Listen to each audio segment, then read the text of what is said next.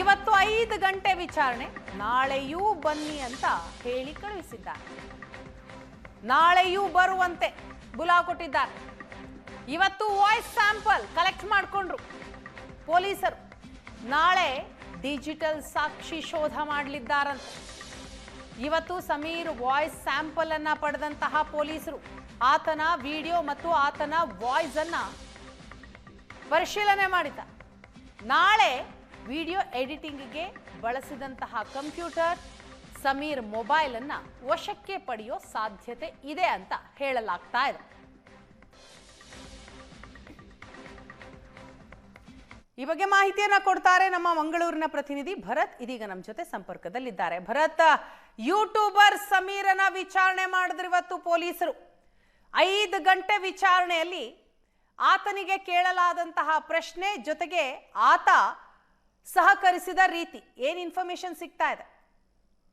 ವೀಣಾ, ಹೌದು, ಈಗಾಗಲೇ ಆತನನ್ನ ಸುಮಾರು 5 ಗಂಟೆಗಳ ಕಾಲ ವಿಚಾರಣೆ ನಡೆಸಲಾಗಿದೆ. ಕೇವಲ AI ವಿಡಿಯೋದ ಒಂದು ಪ್ರಕರಣ ಆದ್ರೆ ಅದರ ಜೊತೆಗೆ ಸುವರ್ಣ ನ್ಯೂಸ್ನ ವರದಿಗಾರರ ಮೇಲೆ ಹಲ್ಲೆ ನಡೆಸಿದಂತ ಒಂದು ಪ್ರಕರಣ, ಅದರ ಜೊತೆಗೆ ಬೆನಕ ಆಸ್ಪತ್ರೆಯಲ್ಲಿ ಗುಂಪು ಘರ್ಷಣೆ ಪ್ರಕರಣದಲ್ಲೂ ಕೂಡ ಆತನನ್ನ ಆ 2 ಪ್ರಕರಣಗಳಲ್ಲಿ ಕೆಲ ಹೊತ್ತು ವಿಚಾರಣೆ ನಡೆಸಿದ್ರು. ಈ ಒಂದು ಪ್ರಕರಣದಲ್ಲಿ ಸುಮಾರು 4.5 ರಿಂದ 5 ಗಂಟೆಗಳ ಕಾಲ ವಿಚಾರಣೆ ನಡೆಸಿದ್ರು. ಈಗ ವಿಚಾರಣೆಯನ್ನ ಮುಗಿಸಿ ಆತ ತೆರಳಿದ್ದಾನೆ. ವಿಚಾರಣೆ ಕಂಪ್ಲೀಟ್ ಆಗಿದೆ. ಆದರೆ ನಾಳೆ ಮತ್ತೆ ಆತನನ್ನ ಬರ್ಲಿಕ್ಕೆ ಹೇಳಿರುವಂತದ್ದು. ಯಾಕಂದ್ರೆ ನಾಳೆ 2 ಪ್ರಕ್ರಿಯೆಗಳಾಗ್ಲಿಕ್ಕೆ ಒಂದು ಆತನ ಕಂಪ್ಯೂಟರ್ಗಳನ್ನ, ಆತನ ಮೊಬೈಲ್ ಗಳನ್ನ ವಶಕ್ಕೆ ಪಡಿಬಹುದು. ಅದನ್ನ ಪಡೆದು ಅಲ್ಲಿ ಆತ ಯಾವ್ದ್ರಲ್ಲಿ ಎಡಿಟ್ ಮಾಡ್ತಾ ಇದ್ದ, ಯಾವ್ದ್ರಲ್ಲಿ ಅದನ್ನ ವೈರಲ್ ಮಾಡ್ತಾ ಇದ್ದ, ಅದನ್ನೆಲ್ಲವನ್ನ ಹೊರಗಡೆ ತೆಗೆಯುವಂತ ಪ್ರಕ್ರಿಯೆ. ಅದ್ರ ಜೊತೆಗೆ ಇವತ್ತು ವಾಯ್ಸ್ ಸ್ಯಾಂಪಲ್ ನ ಬಗ್ಗೆ ನಾನು ಆಗ್ಲೂ ಕೂಡ ಹೇಳಿದ್ದೆ. ಇವತ್ತು ಒಂದು ವಾಯ್ಸ್ ಸ್ಯಾಂಪಲ್ ಅನ್ನ ತೆಗೆದಿದ್ರು. ಅಂದ್ರೆ ನಾಳೆ ಮತ್ತೆ ಆತನ ವಾಯ್ಸ್ ಸ್ಯಾಂಪಲ್ ಅನ್ನು ತೆಗಿತಾರೆ. ಅಂದ್ರೆ ಇಂಡಿಯನ್ ಎವಿಡೆನ್ಸ್ ಆಕ್ಟ್ 311A ಅಡಿಯಲ್ಲಿ ಮ್ಯಾಜಿಸ್ಟ್ರೇಟ್ ಅನುಮತಿಯನ್ನ ಪಡ್ಕೊಳ್ಳಲಾಗಿದೆ. ಪಡ್ಕೊಂಡ ಹಿನ್ನೆಲೆಯಲ್ಲಿ ಇವತ್ತು ಒಂದು ವಾಯ್ಸ್ ಸ್ಯಾಂಪಲ್ ತೆಗೆಯಲಾಗಿದೆ. ಹಾಗಾಗಿ ನಾಳೆ ಅಂದ್ರೆ 2 ದಿನಗಳ ಕಾಲ ಆತನ ವಾಯ್ಸ್ ಸ್ಯಾಂಪಲ್ ಗಳನ್ನ ತೆಗಿಬೇಕಂದ್ರೆ ಇವತ್ತಿನ ವಾಯ್ಸ್ ಸ್ಯಾಂಪಲ್ಗೂ ನಾಳಿನ ವಾಯ್ಸ್ ಸ್ಯಾಂಪಲ್ಗೆ ಯಾವ್ದಾದ್ರು ಮಾಡ್ಯುಲೇಷನ್ ಗಳಿದ್ದಂತ ಸಂದರ್ಭಗಳಲ್ಲಿ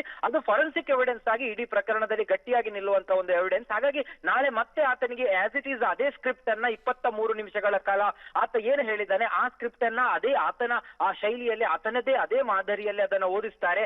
ಅದನ್ನ ಓದಿಸಿ ಅದರಿಂದ ಪಡೆಯುವಂತ ಸ್ಯಾಂಪಲ್ ಅನ್ನ ಫಾರೆನ್ಸಿಕ್ ಲ್ಯಾಬ್ ಕಳಿಸುವಂತ ಪ್ರಕ್ರಿಯೆಗಳಿರುತ್ತೆ. ಇದರ ಜೊತೆಗೆ ಬೇರೆ ರೀತಿಯಾದಂತ ಪ್ರಶ್ನೆಗಳಿಗೂ ಕೂಡ ನಾಳೆ ಆತ ಉತ್ತರ ಕೊಡ್ಬೇಕು. ಯಾಕಂದ್ರೆ ನಾಳೆ ಎದ್ದು ಬಹುತೇಕ ಟೆಕ್ನಿಕಲ್ ಆಗಿರುತ್ತೆ. ಯಾಕಂದ್ರೆ ಇವತ್ತು ಆತನಿಗೆ ಕೇಳಿದ ಪ್ರಶ್ನೆಗಳನ್ನು ಹೊರತುಪಡಿಸಿ ನಾಳೆ ಎದ್ದು ಟೆಕ್ನಿಕಲ್ ಅಂದ್ರೆ ಇವತ್ತು ಆತನಿಗೆ AI ಟೂಲ್ ಗಳನ್ನ ಯಾವ್ದನ್ನ ಬಳಸಿದ್ದ, ಎಡಿಟಿಂಗ್ ಸಾಫ್ಟ್ವೇರ್ ಗಳು ಯಾವ್ದನ್ನ ಬಳಸಿದ್ದ, ಅದನ್ನ ಶೂಟ್ ಮಾಡ್ಲಿಕ್ಕೆ ಯೂಸ್ ಮಾಡಿದಂತ ಕ್ಯಾಮರಾಗಳು ಯಾವುದು, ಅದರ ಕಾರ್ಡ್ಗಳೆಲ್ಲಿದೆ, ಅದರ ಅಷ್ಟು ದಾಖಲೆಗಳನ್ನ ನಾಳೆ ಆತ ತಂದು ಕೊಡ್ಬೇಕು.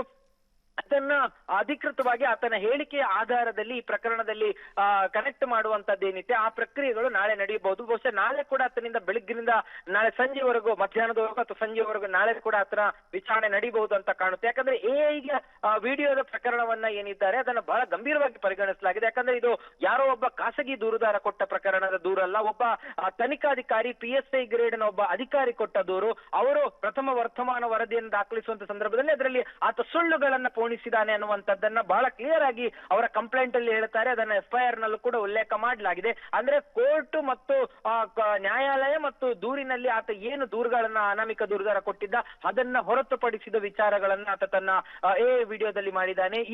ಇದು ಸಾಬೀತಾದ್ರೆ ಅಂದ್ರೆ ಇದನ್ನ ಸೆಕ್ಷನ್ 194 ಅಡಿಯಲ್ಲಿ ಸಾಬೀತುಪಡಿಸಬಹುದು. ಅದರ ಜೊತೆಗೆ 240 BNS ಸೆಕ್ಷನ್ ಗಳೇನಿದೆ ಆ ಸೆಕ್ಷನ್ ನ ಅಡಿಯಲ್ಲಿ ಆತನ ಪ್ರಚೋದನಕಾರಿ ಹೇಳಿಕೆಗಳು, ಸುಳ್ಳುಗಳೇನಿದೆ ಅವುಗಳನ್ನ ಸಾಬೀತುಪಡಿಸುವಂತದ್ದು 353(1)B ಸೆಕ್ಷನ್ ಏನಿದೆ ಅದರ ಅಡಿಯಲ್ಲೂ ಕೂಡ ಕೆಲವೊಂದು ಆರೋಪಗಳನ್ನ ಆತನ ಮೇಲೆ ಏನು ಹೊರಿಸಲಾಗಿದೆ ಅದನ್ನ ಸಾಬೀತುಪಡಿಸುವ ಸಲುವಾಗಿ ಅವೆಲ್ಲದರ ಆರೋಪಗಳೇನಿದೆ ಅದಕ್ಕೆ ಸಂಬಂಧಪಟ್ಟ ಅಷ್ಟು ಆರೋಪಗಳ ಹಿನ್ನೆಲೆಯಲ್ಲಿ ಆತನ ವಿರುದ್ಧವಾಗಿ ತನಿಖೆ ನಡೀತಾ ಇರುವಂತದ್ದು. ಹಾಗಾಗಿ ಪೊಲೀಸ್ ಅಧಿಕಾರಿಗೆ ಕೊಟ್ಟಂತಹ ದೂರು, ಪೊಲೀಸ್ ಅಧಿಕಾರಿ ಸ್ವತಃ ಆ ವಿಡಿಯೋವನ್ನ ನೋಡಿ ಅವರು ವಿಡಿಯೋವನ್ನ ವಿಡಿಯೋಗಳನ್ನ ದೂರನ್ನ ಆಲಿಸಿ ಆಗ ಅವರು 39/2025 ಧರ್ಮಸ್ಥಳ ಠಾಣೆಯಲ್ಲಿ ಪ್ರಕರಣ ದಾಖಲಾಗಿತ್ತು. ಅದರ ತನಿಖಾಧಿಕಾರಿ ಕೂಡ ಸಮರ್ಥವರಾಗಿದ್ರು. ಹಾಗಾಗಿ ಒಬ್ಬ ತನಿಖಾಧಿಕಾರಿಯೇ ವಿಡಿಯೋವನ್ನ ನೋಡಿದಾಗ ಈತ ಹೇಳ್ತಾ ಇರುವಂತದ್ದೆಲ್ಲ ಸುಳ್ಳು. ಯಾಕಂದ್ರೆ ನಾನು ವಿಚಾರಣೆ ನಡೆಸಿದ್ದೀನಿ, ಆತ ದೂರು ಪಡೆದಿದ್ದೀನಿ, ನ್ಯಾಯಾಲಯದಲ್ಲಿ 164 ಸ್ಟೇಟ್ಮೆಂಟ್ ಅನ್ನ ಕೂಡ ಕೊಟ್ಟಿದ್ದ ಸಂದರ್ಭದಲ್ಲೂ ಕೂಡ ಅದ್ರ ಕೂಡ ನನ್ನ ಗಮನದಲ್ಲಿ ಇದೆ. ಹಾಗಿರುವಾಗ ಈತ ಹೇಳಿದ ಮಾತುಗಳಲ್ಲಿ, ಈತ ಹೇಳಿದ ವಿಡಿಯೋದಲ್ಲಿ ಉಲ್ಲೇಖ ಆಗಿರುವಂತಹ ವಿಚಾರಗಳು ಎಲ್ಲವೂ ಕೂಡ ಸುಳ್ಳಿನ ಕಂತೆಗಳೇ ಆಗಿ ಹೋಗಿದೆ. ಹಾಗಾಗಿ ಇದರ ವಿರುದ್ಧ ಒಂದು ದೂರು ದಾಖಲಿಸಿ ಈತನ ವಿರುದ್ಧ ಕ್ರಮ ಕೈಗೊಳ್ಳಬೇಕಾದಂತ ಹೊರಗಿನ ಯಾವ ವ್ಯಕ್ತಿಗಳು ಕೊಟ್ಟ ದೂರಲ್ಲ. ಇದು ಗಮನಿಸಬೇಕಾದಂತ ವಿಚಾರ. ಒಬ್ಬ ಪೊಲೀಸ್ ಅಧಿಕಾರಿಯ ಕೊಟ್ಟ ದೂರಾದ ಕಾರಣದಿಂದಾಗಿ ಅದನ್ನ ಒಬ್ಬ ಪೊಲೀಸ್ ಅಧಿಕಾರಿ ಸಾಬೀತುಪಡಿಸುವಂತದ್ದು ಕೂಡ ಆಗಬೇಕಾಗುತ್ತೆ. ಯಾಕಂದ್ರೆ ಒಬ್ಬ ದೂರು ಯಾರು ಕೊಡ್ತಾರೋ ಅದನ್ನ ಅವರು ಸಾಬೀತುಪಡಿಸಬೇಕು. ಅದರ ಕೆಲವೊಂದು ಸಂದರ್ಭಗಳಲ್ಲಿ ಡಿಫೆನ್ಸ್ ಬರುವಂತ ಸಂದರ್ಭಗಳಲ್ಲಿ ಡಿಫೆನ್ಸ್ ಅಡ್ವೊಕೇಟ್ಗಳು ಪ್ರಕರಣದ ಟ್ರಯಲ್ ಗಳ ಹೊತ್ತಲ್ಲಿ ಈ ವಿಡಿಯೋಗಳನ್ನ ನಾವು ಮಾಡಿದ್ದೇ ಅಲ್ಲ, ನಮ್ಮ ಕಕ್ಷಿದಾರ ಮಾಡಿದ್ದೇ ಅಲ್ಲ ಅನ್ನುವಂಥ ವಾದಗಳನ್ನ ಮಾಡಿದಂತದ್ದು ಕೂಡ ಇದೆ. ಈ ಕಾರಣದಿಂದಾಗಿ ಈ ರೀತಿಯ ವಾಯ್ಸ್ ಸ್ಯಾಂಪಲ್ ಗಳೇನಿದೆ ಇದು ಇಡೀ ಪ್ರಕರಣದ ಬಹಳ ಒಂದು ಫೊರೆನ್ಸಿಕ್ ಮತ್ತು ಟೆಕ್ನಿಕಲ್ ಎವಿಡೆನ್ಸ್ ಗಳಲ್ಲಿ ದಿಕ್ಕುಗಳನ್ನ ಬದಲಾಯಿಸಬಹುದು. ಈ ಕಾರಣಕ್ಕಾಗಿ ಅವುಗಳಲ್ಲಿ ಯಾವೆಲ್ಲ ರೀತಿಯಾದಂತಹ ತನಿಖಾ ಪ್ರಕ್ರಿಯೆಗಳ ಹಂತಗಳಲ್ಲಿ ಯಾವೆಲ್ಲ ಕಾನೂನಾತ್ಮಕ ಕ್ರಮಗಳನ್ನ ಪಾಲಿಸಬೇಕು ಅವುಗಳೆಲ್ಲವನ್ನ ಪಾಲಿಸುವ ನಿಟ್ಟಿನಲ್ಲಿ ತನಿಖಾಧಿಕಾರಿಗಳು ಕ್ರಮ ಕೈಗೊಳ್ತಾ ಇದ್ದಾರೆ. ಧರ್ಮಸ್ಥಳ ಠಾಣೆಯಲ್ಲಿ ದಾಖಲಾದ ಪ್ರಕರಣ, ಆದ್ರೆ ದೂರು ಕೊಟ್ಟವರೇ ಅಲ್ಲಿನ ಠಾಣಾಧಿಕಾರಿ. ಹಾಗಾಗಿ ಆ ಠಾಣಾಧಿಕಾರಿಯನ್ನ ಹೊರತುಪಡಿಸಿ ಸರ್ಕಲ್ ವ್ಯಾಪ್ತಿಗೆ ಬರುವ ವೃತ್ತ ನಿರೀಕ್ಷಕರ ವ್ಯಾಪ್ತಿಗೆ ಬರುವ ಬೆಳ್ತಂಗಡಿ ಸರ್ಕಲ್ ಇನ್ಸ್ಪೆಕ್ಟರ್ ನಾಗೇಶ್ ಕದ್ರಿ ಏನಿದ್ದಾರೆ ಅವರ ನೇತೃತ್ವದಲ್ಲಿ ತನಿಖೆ ನಡೀತಾ ಇರುವಂತದ್ದು. ಹಾಗಾಗಿ ಆ ತನಿಖೆಯ ಲೋಪಗಳು ಯಾವುದು ಬರಬಾರದು ಅನ್ನುವಂತ ಕಾರಣಕ್ಕಾಗಿ ಮತ್ತು ಆತನ ಭದ್ರತೆಯ ದೃಷ್ಟಿಯಿಂದಲೂ ಕೂಡ ಈ ಪ್ರಕರಣ ನೇರವಾಗಿ ಬೆಳ್ತಂಗಡಿ ಪೊಲೀಸ್ ಠಾಣೆಗೆ ಶಿಫ್ಟ್ ಆಗಿದೆ.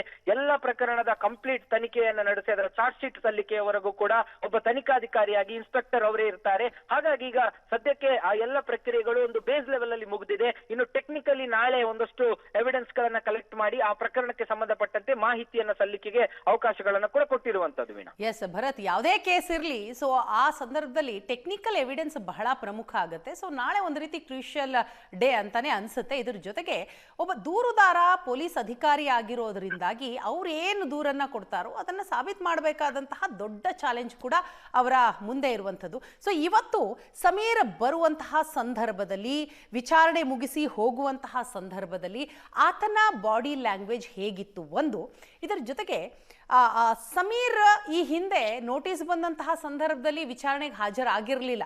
ಯಾವಾಗ ಆತನಿಗೆ ನಿರೀಕ್ಷಣಾ ಜಾಮೀನು ಸಿಕ್ತೋ ಅದರ ಬೆನ್ನಲ್ಲೇ ಇವತ್ತು ವಿಚಾರಣೆಗೆ ಹಾಜರಾಗಿರುವಂಥದ್ದು. ಸೊ ಏನೇ ಆದರೂ ಕೂಡ ಪೊಲೀಸರು ವಿಚಾರಣೆ ಮಾಡಬೇಕಷ್ಟೇ, ಆತನನ್ನ ವಶಕ್ಕೆ ತೆಗೆದುಕೊಳ್ಳೋದಕ್ಕಾಗೋದಿಲ್ಲ ಅಲ್ವಾ?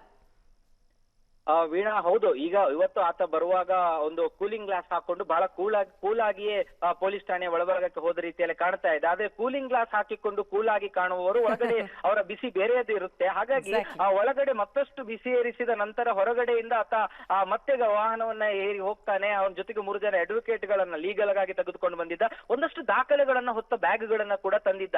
ಸಹಜವಾಗಿ ಈ ಪ್ರಕರಣಕ್ಕೆ ಸಂಬಂಧಪಟ್ಟಂತೆ ಆತನ ಬಳಿ ಯಾವ ದಾಖಲೆಗಳಿದೆ ಅನ್ನುವಂಥದ್ದು ಗೊತ್ತಿಲ್ಲ. ಆದರೆ ಇಲ್ಲಿ ಗಮನಿಸಬೇಕು, ಒಬ್ಬ ಕೆಲವೊಂದು ಸಂದರ್ಭಗಳಲ್ಲಿ ಕೆಲವೊಂದು ಯೂಟ್ಯೂಬ್ ಚಾನೆಲ್ ನವರು ದೂರುದಾರನನ್ನ ಇಂಟರ್ವ್ಯೂ ಮಾಡಿ ಆತನ ಹೇಳಿಕೆಗಳನ್ನ ನಮ್ಮ ಮುಂದೆ ಪ್ಲೇ ಮಾಡಿದಾಗ, ನಮ್ಮ ಮುಂದೆ ಪ್ರದರ್ಶನ ಮಾಡಿದಾಗ ಸಹಜವಾಗಿ ಆ ಅಷ್ಟು ವಿಡಿಯೋ ಫುಟೇಜ್ ಗಳಿಗೆ, ಆ ಅಷ್ಟು ಸಂದರ್ಶನಗಳಿಗೆ ಆ ದೂರುದಾರನೇ ಅದರ ಹೊಣೆಗಾರನಾಗಿರ್ತಾನೆ. ಯಾರೋ ಇಂಟರ್ವ್ಯೂ ಮಾಡಿದವರು ಅದರ ಹೊಣೆಗಾರನಾಗಿರೋದಿಲ್ಲ. ಆದ್ರೆ ಈ ಪ್ರಕರಣದಲ್ಲಿ ಏನಾಗಿದೆ ಅಂದ್ರೆ, ಈ ಪ್ರಕರಣದಲ್ಲಿ ಎಲ್ಲೂ ಕೂಡ ದೂರುದಾರ ಮಾತನಾಡ್ಲಿಲ್ಲ. ಆ ಸಾಕ್ಷಿ ದೂರುದಾರ ಆಗಿರ್ಲಿ, ಸದ್ಯದ ಆರೋಪಿ ಚೆನ್ನಯ್ಯ ಮಾತನಾಡಿರ್ಲಿಲ್ಲ. ಕೇವಲ ಈತ ಒಬ್ಬನೇ ಮಾತನಾಡಿರುವಂತದ್ದು. ಎಲ್ಲೋ ಆತ ಹೇಳಿದ ಕಥೆಯ ರೀತಿಯಲ್ಲೇ ಅದನ್ನ ಪಬ್ಲಿಕ್ ಡೊಮೈನ್ ನಲ್ಲಿ ನಾವು ನೋಡ್ಬೇಕು, ಗಮನಿಸಬೇಕು. ಪಬ್ಲಿಕ್ ಡೊಮೈನ್ ನಲ್ಲಿ ಸಾವಿರಾರು ಚರ್ಚೆಗಳು ಪ್ರತಿನಿತ್ಯ ಆಗುತ್ತೆ. ಪಬ್ಲಿಕ್ ಡೊಮೈನ್ ನಲ್ಲಿ ಆಗುವ ಚರ್ಚೆಗಳನ್ನ ಸೋಷಿಯಲ್ ಮೀಡಿಯಾಗಳ ಮೂಲಕ ಹರಿಬಿಡುವಂತದ್ದು ಮತ್ತು ಅದರಿಂದ ಒಂದು ರೀತಿಯ ಪ್ರಚೋದನೆಗೆ ಒಳಪಡಿಸುವಂತದ್ದು. ಯಾಕಂದ್ರೆ ಆತನ ಆ ದೂರಿನಲ್ಲೂ ಕೂಡ 100 ಹೆಣಗಳು ಅಂತ ಹೇಳಿದಾನೆ. ಈತನ ದೂರಿನಲ್ಲಿ ಸಾವಿರಾರು ಮೃತದೇಹಗಳು ಅತ್ಯಾಚಾರ ಮಾಡಲಾಗಿದೆ ಅನ್ನುವಂತ ರೀತಿಯಲ್ಲಿ, ನಿಮ್ಮ ರಕ್ತ ಕುದಿತಿಲ್ವಾ ಅನ್ನುವಂತ ರೀತಿಯಲ್ಲಿ ಪ್ರಚೋದನೆಯನ್ನು, ದಂಗೆಗೆ ಪ್ರಚೋದನೆಯನ್ನು ಕೊಡುವಂತ ರೀತಿಯಲ್ಲಿ ಮಾಡ್ತಾ ಇದ್ರು. ಇದು ಆಗಿನ ಸಂದರ್ಭದಲ್ಲಿ ಒಂದು ಧರ್ಮಸ್ಥಳದಂತ ಠಾಣೆಯಲ್ಲಿ ಸೂಕ್ಷ್ಮ ಪ್ರದೇಶದಲ್ಲಿ ಒಬ್ಬ ತನಿಖಾಧಿಕಾರಿಗೆ ಇದು ತನಿಖೆ ಸಂದರ್ಭದಲ್ಲೂ ಕೂಡ ಅದನ್ನು ಅಡ್ಡಿಪಡಿಸಬಹುದು. ಈ ರೀತಿಯಾಗಿ ಪ್ರಚೋದನೆ ಮಾಡಿದಾಗ ಅದು ಅವರ ಉದ್ದೇಶಗಳು ಅದು ಕೂಡ ಇರುತ್ತೆ. ಯಾಕಂದ್ರೆ ಒಂದು ದೂರನ್ನ ದಾಖಲಿಸುವಾಗ ಆತ ಸುಳ್ಳನ್ನ ಮಾತ್ರ ಹೇಳಿದಾನೆ ಅನ್ನುವಂಥದ್ದು ಭಾಗ ಒಂದು. ಆದ್ರೆ ಅದರಿಂದ ಪ್ರಚೋದನೆಗೆ ಒಳಗಾಗಿ ಅವರ ತನಿಖೆಯ ಸಂದರ್ಭಗಳಲ್ಲಿ, ಈಗ ಅದೇನೋ ಪ್ರಕರಣ SITಗೆ ಹೋಗಿದೆ, ಅದು ಎರಡನೇ ಪ್ರಶ್ನೆ. ಆದ್ರೆ ಯಾವ ಠಾಣೆಯಲ್ಲಿತ್ತೋ, ಯಾವ ಠಾಣಾಧಿಕಾರಿ ಅದನ್ನ ತನಿಖೆ ಮಾಡ್ತಾ ಇದ್ರು, ಅಂತ ಸಂದರ್ಭಗಳಲ್ಲಿ ಒಬ್ಬ ತನಿಖಾಧಿಕಾರಿ ಆದವನಿಗೆ ಅಂತ ವಿವೇಚನಾಧಿಕಾರ ಇರುತ್ತೆ. ಆ ವಿವೇಚನಾ ಅಧಿಕಾರದ ಅಡಿಯಲ್ಲಿ ಅವರು ಆ ಪ್ರಕರಣವನ್ನ ಕೊಟ್ಟಿದ್ದಾರೆ. ಅದರ ಜೊತೆಗೆ ಒಂದು FIR ಅನ್ನುವಂಥದ್ದು, ಪ್ರಥಮ ವರ್ತಮಾನ ವರದಿ ಏನಿದೆ, ಅದು ಬಹಳ ಇಡೀ ಪ್ರಕರಣದಲ್ಲಿ ಬಹಳ ಇಂಪಾರ್ಟೆಂಟ್ ಆಗಿರುವಂತದ್ದು ಕೂಡ ಹೌದು. ಹಾಗಾಗಿ ಅವರೇ ಸ್ವತಃ ಆ ದೂರಿನಲ್ಲಿ ದಾಖಲಿಸಿದ ಅಂಶಗಳಲ್ಲಿ ಸುಳ್ಳು ಅನ್ನುವಂಥದ್ದನ್ನ ಒಬ್ಬ ಪೊಲೀಸ್ ಅಧಿಕಾರಿ ಹೇಳ್ತಾರೆ. ಅವರ ದೂರಿನಲ್ಲೂ ಕೂಡ ಅದನ್ನು ಒಬ್ಬ ಪೊಲೀಸ್ ಅಧಿಕಾರಿ ಹೇಳ್ತಾರೆ ಅಂದಾಗ ಅವರಿಗೆ ಗೊತ್ತಿರುವಷ್ಟು ಸತ್ಯ ಒಬ್ಬ ಯೂಟ್ಯೂಬರ್ಗೆ ಗೊತ್ತಿರುತ್ತಾ ಅನ್ನುವಂಥದ್ದು ಕೂಡ ಎರಡನೇ ಪ್ರಶ್ನೆ. ಅದರ ಜೊತೆಗೆ ಆತ ಗಮನಿಸಬೇಕಾದಂತದ್ದು, ಆ ದೂರುದಾರ ಎಲ್ಲೂ ಕೂಡ ಆತನ ಆ ವಿಡಿಯೋದ ಫುಟೇಜ್ ಗಳಲ್ಲಿ ಮಾತನಾಡಲಿಲ್ಲ. ಹಾಗಾಗಿ ಅದಕ್ಕೆ ಸಂಬಂಧಪಟ್ಟ ಸಾಕ್ಷ್ಯವನ್ನ ಈತ ಈಗ ತನಿಖೆಯ ಸಂದರ್ಭಗಳಲ್ಲಿ ಕೊಡಬೇಕು ಅಥವಾ ನ್ಯಾಯಾಲಯಕ್ಕಾದ್ರೂ ಕೂಡ ಕೊಡಬೇಕು. ಅಂದ್ರೆ ತಾನು ಏನು ಮಾತನಾಡಿದೀನೋ ಅದಕ್ಕೆ ಪೂರಕವಾದ ಎವಿಡೆನ್ಸ್ ಗಳು ಇಲ್ಲದೆ ಇದ್ದರೆ ಅದಕ್ಕೆ ಆತ ಪೂರ್ಣವಾಗಿ ಆತರ ಆ ಸುಳ್ಳುಗಳಿಗೆ ಆತ ಹೊಣೆಗಾರನಾಗ್ತಾನೆ ಅನ್ನುವಂಥದ್ದು ಕೂಡ ಈಗ ಪೊಲೀಸರ ತನಿಖೆ ಸಂದರ್ಭಗಳಲ್ಲಿ ಬಯಲಾಗ್ತಾ ಇರುವಂತದ್ದು.